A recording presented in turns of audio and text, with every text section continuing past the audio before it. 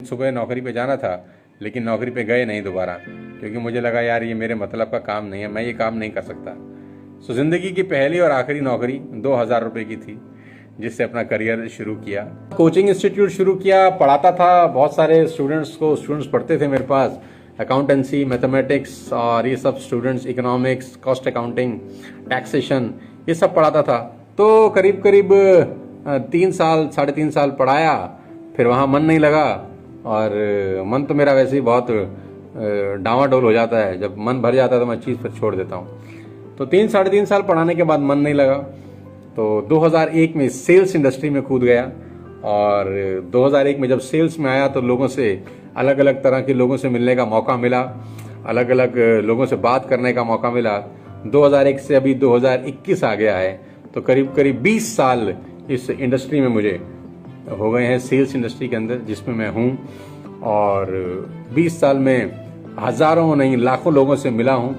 दुनिया की सारी कंट्री में से तमाम कंट्रीज घूम चुका हूँ, क्या दुबई, क्या रशिया, क्या हांगकांग, क्या सिंगापुर, बहुत सारी कंट्रीज में मल्टीपल टाइम ट्रेवल किया हूँ।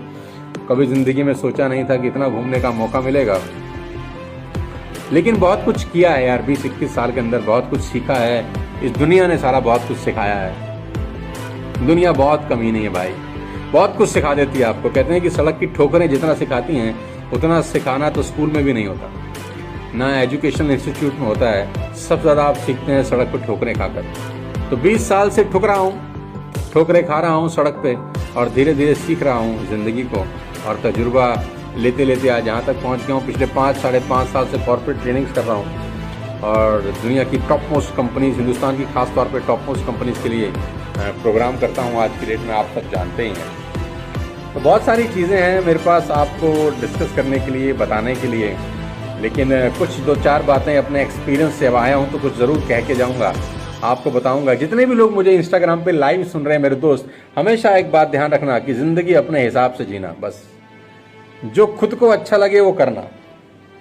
ज़िंदगी अपने हिसाब से जीना, क्योंकि मैं कहता हूँ कि 100 साल की बोर आलसी ज़िंदगी से 40 साल की एडवेंचरस लाइफ ज़्यादा अच्छी है। किसी और के हिसाब से ज़िंदगी मत जीना। किसी और का मतलब माँ बाप के हिसाब से ज़िंदगी मत जीना, गर्लफ्रेंड के हिसाब से मत जीना, बॉयफ्रेंड के हिसाब से मत जीना, अपनी टीचर के हिसाब से मत जीना। साला जो तुम्हारे मन को अच्छा लगे बस वो करना यार, लीगल वे में जो तुम्हारे मन को अच्छा लगे वो करना। ज़िंदगी अपने हिसाब से जीना। लोग क्या बोलते हैं उसकी कभी परवाह मत करना, क्योंकि जिस आदमी ने लोगों की परवाह की है वो सारा कहीं नहीं पहुंचा, वो बर्बाद हो गया। लोगों की परवाह मत करना, अपने हिसाब से जीना, क्योंकि लोगों की राय समय के हिसाब से बदलती रहती है। लोगों की राय समय के हिसाब से बदलती रहती है। मैं भी एक सेशन में भी था तो बता रहा था कि चाय में अगर गलती से मक्खी गिर जाए तो लोग चाय को फेंक देते हैं। चाय में अगर गलती से मक्खी गिर जाए तो लोग चाय को फेंक देते हैं, लेकिन अगर वही मक्खी साला देसी घी में गिर जाए तो फिर देसी घी नहीं फेंकते, फिर मक्खी को फेंक देते हैं। बहुत कलाकार होते हैं लोग बात। लोगों की राय आपके बारे में समय के हिसाब से बदल जाती है। हमेशा मेरी बात ध्यान रखना, अपने हिसाब से ज़िंदगी जीना, किसी के हिसाब से नहीं। जो तुम्हारे मन को अच्छा लगे वो करना, जिसमें तुम्हारा मन रमता हो यार वो करना यार। आप देखना ज़िंदगी में कभी आपको थकावट नहीं होगी, आपको हमेशा रिलैक्स लगेगा, आपको हमेशा हल्का लगेगा। रात को 12 बजे भी काम करने का मन करेगा, रात को 1 बजे भी काम करने का मन करेगा, अगर अपने हिसाब से ज़िंदगी जीनी। जो चाहते हो वो करना यार, किसी की परवाह मत करना। ज़िंदगी में बिंदास जीना, बाहुबली बन के जीना। दूसरी बात, हमेशा मेरी बात ध्यान रखना मेरे दोस्त। पहली बार हम लोग लाइव मिल रहे हैं तो 2-3 ज्ञान की बातें आपको बताता चलूँ, क्योंकि मैं आऊँ और आपको कुछ नॉलेज की बात ना बताऊँ तो मेरे आने का फ़ायदा ही क्या है। बड़े भाई की तरह सुनना मुझे, एक दोस्त की तरह सुनना मुझसे, और मेरी ज़िंदगी के 20 साल के तजुर्बे का फ़ायदा उठाना।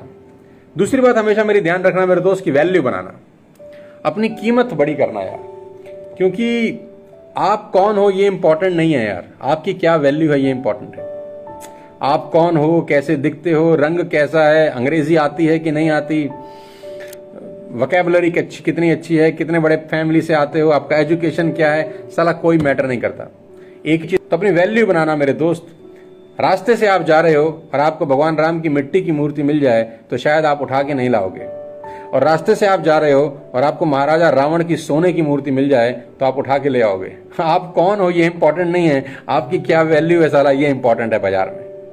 आप भगवान राम की मिट्टी की मूर्ति छोड़ाओगे और रावण की सोने की मूर्ति उठा लाओगे, क्योंकि सोने की भी मूर्ति का वैल्यू है बाजार में। आप कौन हो ये इंपॉर्टेंट नहीं है, आपका क्या वैल्यू है मेरे दोस्त, ये इंपॉर्टेंट है। तो अपना वैल्यू बनाना बाजार में, अपनी वैल्यू, ब्रांड वैल्यू बनाना।